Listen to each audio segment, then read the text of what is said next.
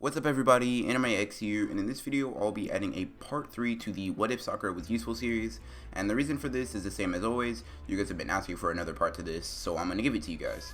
If you guys are new to the channel, or this is your introduction to my channel, I recommend you watch the previous parts before you get to this, so that you can have better context for what's happening, and I'll make sure to link the playlist to this series up top and in the description below. But if you have watched the last parts leading up to this, and you just need a refresher that's on what's happening, that's what I'll be doing in my recap. So just like in all my videos, I'll be quickly recapping the last part, and only the last part, and jumping right into it. So without further ado, let's get started. In the last part of this series, Sakura and the rest of Team 7 made it to the Forest of Death, with Sasuke not even getting bitten by Orochimaru. So as of now, Sasuke doesn't have the curse marks, and so all of their fights in the preliminaries go very similar to how they do in the original. The only differences are that Sasuke can use his Sharingan now, and Sakura completely toys with and embodies Ino, which is much different than the double knockout that happened in the original. After the preliminaries were over, Sakura takes advantage of the 1 month of training that she has to strengthen herself physically and strengthening her genjutsu and manipulation of chakra as a whole.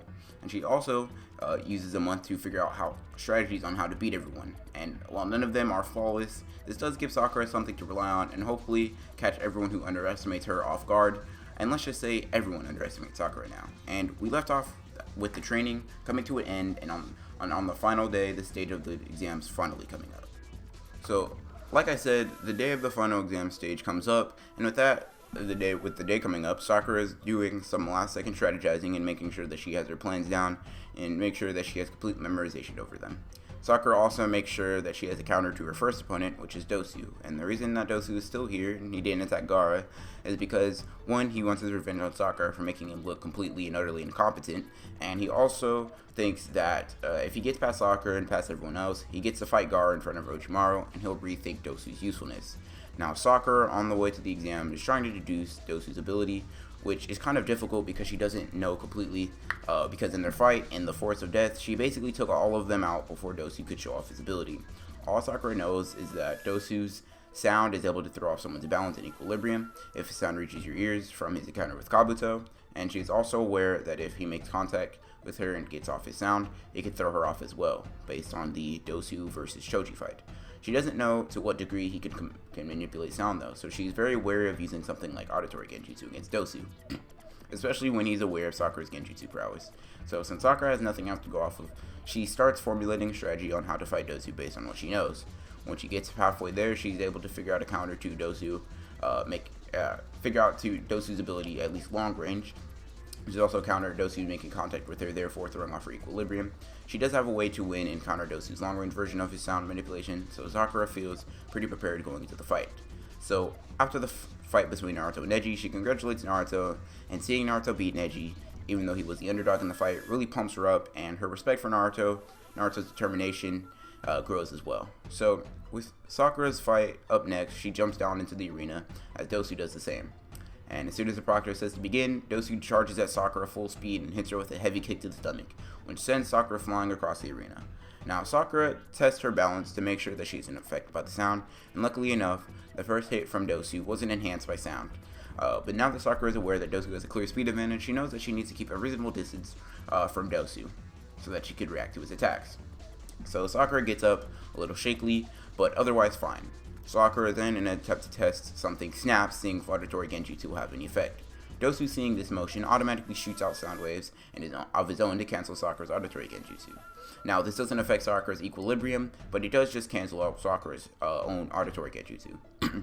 Now, Sakura, being aware that sound-based genjutsu won't work on him, starts kneading her chakra in preparation, and she knows that she needs that Dosu won't give her time. So to startle Dosu, she decides to put chakra on her fist and punch the ground as hard as she can, and this makes tons of rubble fly into the air and makes the ground fragment. And as it comes down, Sakura starts launching the rocks at Dosu, forcing him to dodge and lose Sakura for a second. Now, once he loses Sakura in his vision, Dosu starts to panic a little bit, knowing that she could set up her genjutsu at any time without encountering it. So he starts to panic a bit, and then is caught off guard when another Sakura is launched.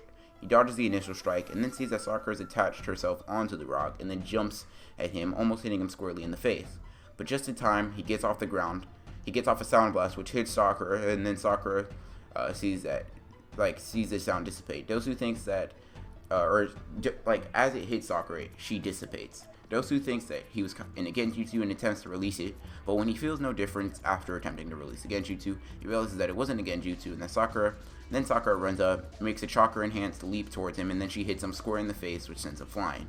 Sakura, seeing an opportunity, leaps into the air and comes down with a full-powered punch, which almost lands, and then Dosu blasts her with a sound point blank, which makes Sakura fall short of landing, landing the hit, and then she falls right next to Dosu. Now, Dosu is barely able to get up because of how hard Sakura hit him, and he is so dizzy and rocked that when Sakura gets up smiling, he doesn't even notice until he is hit once again by Sakura's full strength, and this knocks Dosu out cold.